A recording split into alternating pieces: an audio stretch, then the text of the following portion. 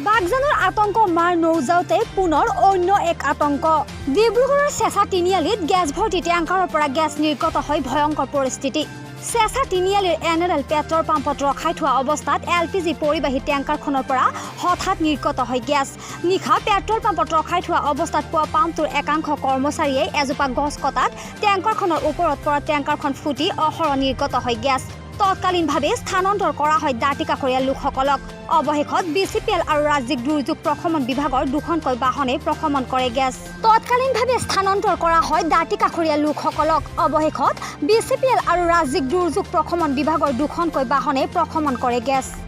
বাঘজানৰ আতংক মাৰ নৌজাওঁতে পুনৰ অন্য এক আতংক